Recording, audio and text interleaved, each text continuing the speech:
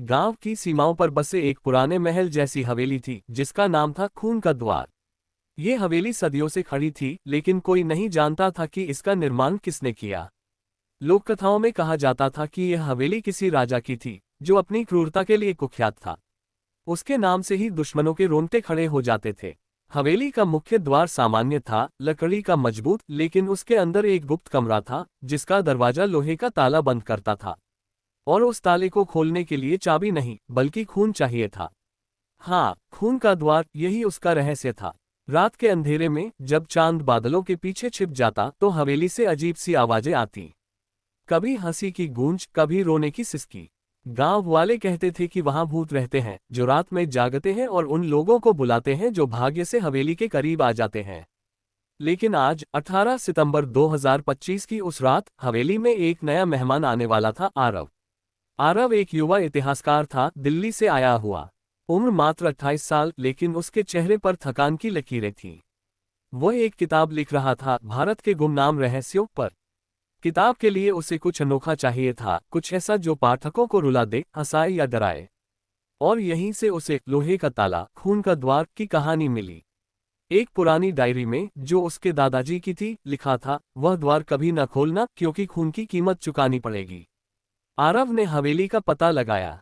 गांव का नाम था कालपुर, राजस्थान के रेगिस्तान में बसा एक छोटा सा स्थान। ट्रेन से उतरकर वह जीप में सवार हो गया।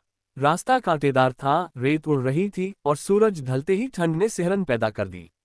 जीप वाला चाचा ने चेतावनी दी, बाबू वहां मत जाना। हवेली में जाता है कोई तो लौटता नहीं। आरव ने हंसकर टाल दिया, चाचा जी ये सब अंधविश्वास है। मैं वैज्ञानिक हूं, इतिहास का। लेकिन अंदर ही अंदर उसे उत्सुकता थी। रास्ते में उसने डायरी फिर खोली। दादाजी ने लिखा था, 1947 में जब देश आजाद हुआ तब मेरे पिता ने हवेली देखी। द्वार पर लोहे का ताला लगा था, जंग खाया हुआ। लेकिन ताले के पास एक खांचा था, जैसे कोई तरल डालने के लिए। और फर्श पर पुराने खून के धब्बे। आरव की कल्पना दौड़ने लगी। क्या ये कोई प्राचीन बलि का स्थान था, या कोई राजनैतिक हत्या का गवाह? जीप रुक गई। सामने हवेली थी, विशाल, काली, दीवारें टूटी हुई। मुख्य द्वार पर जंग लगे कुंडे। आरव ने बैग से टॉर्च निकाली और अंदर कदम रखा। हवा ठंडी थी, जैसे कब्रिस्तान की। फर्श पर धूल जमी थी, दीवारों पर मकड़ी के जाले। वह सीढ़ियां चढ़ा, ऊपरी मंजिल पर। वहां एक लंबा गलियारा था जिसके अंत में एक दरवाजा, लोहे का, भारी। और उसके ऊपर ताला, मोटा, काला, जंग से चमकता। आरव ने ताला छुआ। ठंडा था, जैसे बर्फ का। उसके पास एक छोटा सा खांचा था, आकार में उंगली जितना। खून का द्वार, उसने बुदबुदाया। बैग से कैमरा निकाला और फोटो खींचा। लेकिन अचानक हवा में एक सिसकी सुनाई दी। आरव, आरव, नाम इतना धीमा जैसे हवा का झोंका। वह चौंका। कौन है? उसने पुकारा। जवाब में सिर्फ सन्नाटा। रात गहरा रही थी। आरव ने नीचे एक कमरे में कैंप लगाया। लालटेन जलाए, नोटबुक निकाली। लिखना शुरू किया। हवेली का वर्णन रहस्यमय, भयावह। ताला असली लगता है, शायद 18वीं सदी का। लेकिन नींद नहीं आ रही थी। बाहर हवा जोरों पर थी, खिड़कियां हिल रही थीं। आधी रात को उसे लगा कि कोई चल रहा है। पैरों की आहट। वह उठा, टॉर्च हाथ में लिया। गलियारे में गया। कुछ नहीं, लेकिन फर्श पर एक धब्बा, गीला, लाल खून। सुबह हुई। आरव ने गांव वालों से बात की। एक बूढ़े आदमी, रामू काका, ने कहा, बेटा वह हवेली राजा विक्रम सिंह की थी। वह क्रूर था, अपने दुश्मनों को द्वार के सामने खड़ा करता, उनका खून बहाकर ताला खोलता। द्वार के पीछे खजाना था, लेकिन कोई लौटकर नहीं आया। एक बार मेरे दादा गए, बस हड्डियां मिली। आरव ने नोट किया। लेकिन अंदर उत्साह था, ये परफेक्ट था उसके लिए। दोपहर को वह वापस हवेली लौटा। इस बार एक छोटा सा चाकू साथ लाया, सिर्फ जांच के लिए। ताले के पास खांचे में उंगली रखी। कुछ नहीं। फिर चाकू से अपनी उंगली पर हल्का सा कट लगाया। खून की बूंद टपकी। खांचे में डाली। कुछ सेकंड इंतजार। ताला हिला। क्लिक की आवाज। आरव का दिल धड़का। दरवाजा खुल गया, धीरे से, जैसे खुद चल रहा हो। अंदर अंधेरा था। टॉर्च की रोशनी में दीवारें दिखीं, पत्थर की, नक्काशीदार। बीच में एक मेज, ऊपर एक किताब, पुरानी, चमड़े की। आरव ने छुआ। धूल उड़ी। किताब खोली। हिंदी में लिखा था, लोहे का ताला केवल खून से खुलता है, लेकिन जो खोलेगा वो हमेशा के लिए बंद जाता है। नीचे चित्र, एक आदमी का, खून बहाता हुआ। आरव ने किताब बैग में डाली। लेकिन जैसे ही मुड़ा दरवाजा बंद हो गया। ताला फिर लग गया। बाहर से आवाज आई सिसकी। तुम आ गए, अब लौटना मुश्किल। आरव घबरा गया। दरवाजा खटखटाया, खुला नहीं। वह कमरे में फंस गया था। दीवारों पर नक्काशी देखी कहानी बयां कर रही थी। राजा विक्रम सिंह जो अमर होना चाहता था।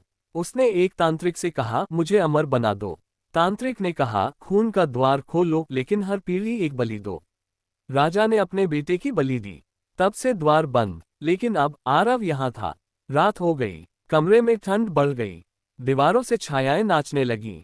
एक छाया आगे आई, एक औरत की, लंबे बाल, सफेद साड़ी।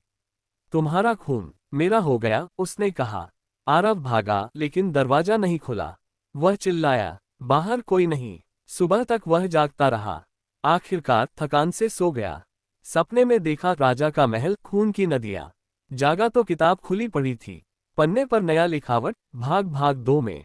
आरव समझ गया, ये सिर्फ शुरुआत थी। हवेली उसे छोड़ने नहीं देगी। आरव कमरे में फंसा था। बाहर सूरज चढ़ आया था लेकिन रोशनी अंदर नहीं पहुंच रही। दीवारें मोटी थीं, हवा बंद। उसका फोन सिग्नलहीन। बैग में पानी की बोतल, कुछ बिस्किट। किताब लोहे की मेज पर रखी थी, उसके पन्ने हवा में सरसराते। आरव ने फिर खोली। नई लाइनों में लिखा था, तुम्हें जानना है सच्चाई तो पढ़ो, लेकिन हर पन्ना खून से पलटेगा। वह हंस पड़ा। ये क्या जादू है? लेकिन हंसी में डर था। उसने पेज पलटा। कागज कट गया, उंगली से खून बहा। दर्द हुआ। पेज पर शब्द उभरे, राजा विक्रम सिंह, 1700 ईस्वी। उसकी महत्वाकांक्षा ने गांव को तबाह किया। कहानी शुरू हुई। राजा अमीर था लेकिन लालची। पड़ोसी राज्य से युद्ध जीता लेकिन हार गया दिल। उसकी पत्नी रानी पद्मा, सुंदर लेकिन रहस्यमय। तांत्रिक बाबा कालू आया, बोला, अमरता के लिए खून चाहिए। तुम्हारे खून का, तुम्हारे वंश का। राजा ने सहमति दी। द्वार बनवाया, लोहे का ताला, खांचा खून के लिए। पहली बलि दी एक दास की। द्वार खुला, अंदर सोना चांदी। लेकिन रानी गायब हो गई। आरव पढ़ता गया। हर पेज पर कट लगता, खून बहता। कमरा भरने लगा खून की गंध से। बाहर पैरों की आहट। दरवाजा खुला। रामू काका आया, हाथ में चाबी। बेटा, मैंने सुना। ताला खुल गया। आरव बाहर निकला, थका हुआ। काका ने कहा, वह किताब मत पढ़, वह जीवित है। दोनों नीचे बैठे। काका ने चाय बनाई। राजा ने रानी को बलि दी थी, लेकिन रानी का भूत आज भी है। वह खून मांगती है। आरव ने किताब दिखाई। काका डर गया। ये स्याही खून की है। जो पढ़े वो लिखने लगता है। शाम ढली। आरव गांव लौटा लेकिन नींद नहीं। रात को सपना आया, रानी का, सफेद साड़ी में, खून से सना। मेरा खून लौटा दो, वह बोली। जागा तो हाथ पर कट नया। किताब खुली, नया अध्याय। आरव, तुम वंशज हो। तुम्हारा खून राजा का। सुबह वह हवेली लौटा। अब डर कम था, जिज्ञासा ज्यादा। द्वार फिर खोला, अपनी उंगली काटकर। अंदर मेज पर किताब नहीं। दीवार पर चित्र उभरा, उसका चेहरा। तुम्हें लिखना है अब, आवाज आए। आरव ने कागज निकाला। लिखा, मैं आरव, इतिहासकार। यह मेरी कहानी। लेकिन शब्द खुद बदल गए। खून बहेगा, द्वार खुलेगा। वह डर गया। बाहर भागा लेकिन द्वार बंद। रात भर संघर्ष। सुबह काका आया। बेटा, जलाओ किताब। लेकिन किताब गायब। गांव में अफवाहें, आरव पागल हो गया। वह दिल्ली फोन करने गया। दोस्त ने कहा, भाई वापस आ, वहां कुछ गड़बड़ है। लेकिन आरव रुका। रात को हवेली में छाया फिर आई, रानी की। तुम्हारा पूर्वज राजा था, उसने मुझे मारा, अब बदला। आरव ने पूछा, कैसे बचूं? खून दो, अपना नहीं, दोषी का। अगली सुबह आरव ने खोज शुरू की। गांव में एक बूढ़ी औरत, माया दादी। वह बोली, राजा का वंशज आज भी है। तुम्हारा चाचा जो शहर गया। आरव स्तब्ध। चाचा हरीश। वह लौटा दिल्ली। चाचा से मिला। हाँ, दादाजी ने बताया था, लेकिन छुपाया। चाचा ने कबूल किया, मैं जानता था। हवेली बेचनी है, लेकिन रानी का भूत पीछा कर रहा। रास्ते में कार एक्सीडेंट। खून बहा। आरव बच गया। किताब। दिल्ली की चकाचौंध में आरव लौटा, लेकिन मन भारी। चाचा हरीश के साथ बैठक। हरीश 55 साल का, व्यापारी। भाई, वह हवेली पुरानी बात है। दादाजी ने हमें चेताया था, कभी न जाना। लेकिन आरव ने किताब दिखाई। हरीश का चेहरा सफेद। यह असंभव। रात को हरीश का फोन। आरव धरा। कुछ हुआ। आरव पहुंचा। हरीश बेहोश, हाथ पर कट। किताब उनके बिस्तर पर। मैंने छुआ और हरीश बोला, किताब खुली। वंशजों, तुम सब बंधे हो, खून का कर्ज चुकाओ। आरव ने पढ़ा। राजा विक्रम ने न सिर्फ रानी को मारा बल्कि पूरे गांव को लूटा। तांत्रिक ने श्राप दिया, तुम्हारा खून हर पीढ़ी बहेगा। अब अभिशाप सक्रिय। हरीश ने कहा, हमें हवेली जाकर द्वार बंद करना होगा। लेकिन कैसे? आरव ने सोचा, शायद तांत्रिक का वंशज ढूंढो। वे कालपुर लौटे। रामू काका मिले। तांत्रिक का पोता अब भी है बाबा श्याम। जंगल में रहता। जंगल घना, रात में। बाबा मिले, बूढ़े, आंखें चमकती। तुम आए हो। द्वार खुल चुका। अब बंद करने के लिए 3 खून चाहिए, दोषी का, निर्दोष का, प्रेम का। हरीश डरा। क्या मतलब? बाबा बोला, राजा का तुम। निर्दोष कोई बच्चा नहीं बल्कि बलि। प्रेम रानी का बदला। रास्ते में हमला। छायाएं भूतों की। हरीश घायल। खून बहा। वे हवेली पहुंचे। द्वार खुला। अंदर रानी। हरीश, तुम्हारा खून पहले। हरीश चिल्लाया। आरव ने रोका। नहीं। लड़ाई। रानी गायब। किताब में प्रेम का खून दो। आरव समझा, रानी को प्रेम चाहिए था। राजा ने कभी न दिया। शायद उसकी याद। गांव में खोज। एक लड़की, सीमा, काका की पोती। मैं मदद करूंगी, मुझे सपने आते हैं, सीमा ने कहा। वे तीनों अंदर। बाबा मंत्र पढ़े। खांचे में हरीश का खून। द्वार हिला। फिर सीमा का, निर्दोष। रोया। आखिर आरव का, प्रेम का। नहीं, प्रेम का मतलब बलि नहीं। बाबा बोला, रानी को प्रेम दो, सच्ची कहानी। आरव ने किताब में लिखा, रानी पद्मा, तुम निर्दोष थी। राजा का प्यार झूठा। मैं क्षमा मांगता हूँ। छाया आई। रानी रोई। सच। द्वार बंद होने लगा। लेकिन अचानक ताला टूटा। नया रहस्य। किताब भाग 4 में राज। द्वार बंद नहीं हुआ, बल्कि एक गर्त खुला फर्श में, अंधेरे का। बाबा चिल्लाए, ये तांत्रिक का जाल। असली द्वार नीचे। वे कूदे। अंदर सुरंग, पुरानी दीवारें नम। मशाले जली। सीमा डर रही। आरव, भैया वापस चले। लेकिन हरीश बोला, अब रुकेगा नहीं। सुरंग लंबी। चित्र बने, राजा की क्रूरताएं। एक चित्र, रानी जिंदा दीवार में चुनवा दी गई। अंत में दूसरा द्वार, सोने का, लेकिन ताला लोहे का। खांचा बड़ा। यह असली खून का द्वार। बाबा तांत्रिक ने 2 बनवाए, एक धोखा। खोलने के लिए खून, लेकिन तीनों का। हरीश पहले। कटा हाथ। खून डाला। द्वार हिला। सीमा का, रोते हुए। फिर आरव, लेकिन रानी की छाया। नहीं, मेरा खून चाहिए। वो प्रकट हुई, असली घायल।